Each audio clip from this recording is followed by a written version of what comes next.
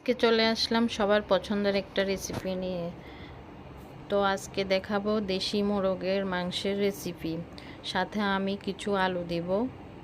আলু দিয়ে রেসিপিটা আমি ঝোল ঝোল করে রান্না করব। তো প্রথমে আমি মোরগটাকে কেটে সুন্দরভাবে পরিষ্কার করে ধুয়ে নিয়েছি। এখানে আমি প্রায় 1 কেজি পরিমাপের মাংস নিয়েছি।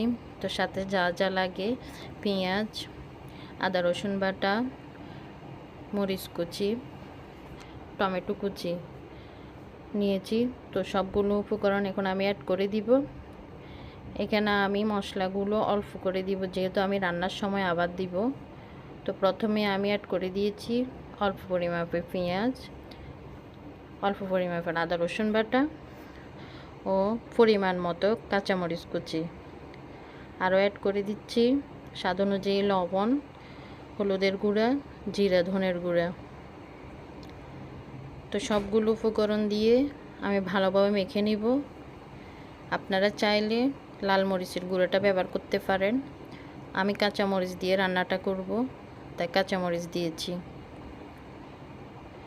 তো সবগুলো উপকরণ দিয়ে আমি মাংসগুলো ভালোভাবে মেখে 10 মিনিটের জন্য রেস্টে রেখে দিব।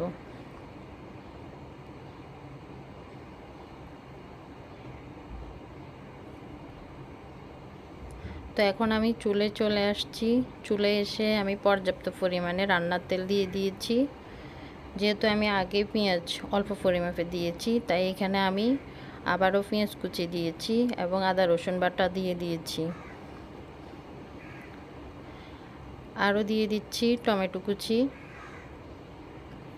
দিয়ে দিচ্ছি গরম মশলা, 2-3টা তেজপাতা, 4-5টা এলাচ, 4-5টা দারচিনি, আরও দিয়ে দিচ্ছি 4-5টা লং।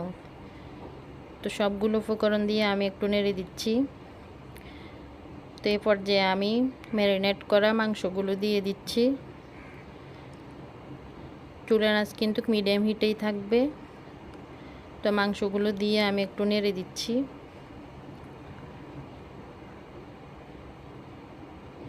যে বাটিটাতে আমি মাংসগুলো ম্যারিনেট করেছিলাম, ওই বাটিটা ধুয়ে সামান্য পরিমাণের এই পানিগুলো দিয়ে আমি মাংসগুলোকে ভালোভাবে কষিয়ে নিব।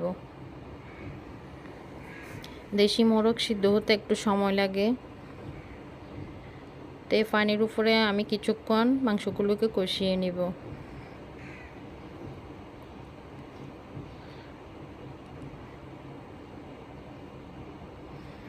তো এখন আমি আবার একটু নেড়ে দিচ্ছি।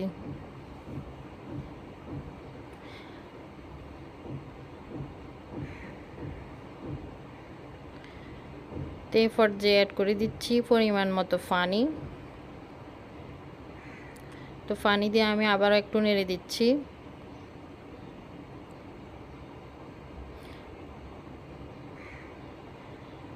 পানি দেওয়ার পরে আমি আবারও ঢেকে দিয়েছিলাম, কিছুক্ষণ সিদ্ধ করে নিয়েছি। তো মাংসগুলো যখন অর্ধ সিদ্ধ হয়ে গেছে, তখন আমি আলুগুলো অ্যাড করে দিচ্ছি।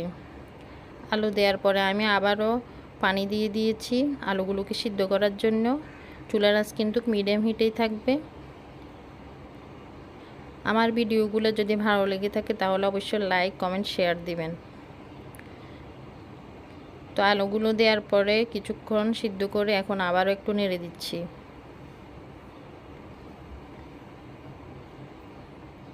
তো আমি আবারও একটু ডেকে দিচ্ছি, আলুগুলো আবার একটু সিদ্ধ করব।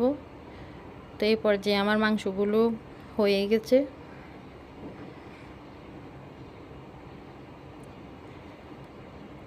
তো দেখুন পানিগুলো আমি কিছুটা টানিয়ে নিয়েছি।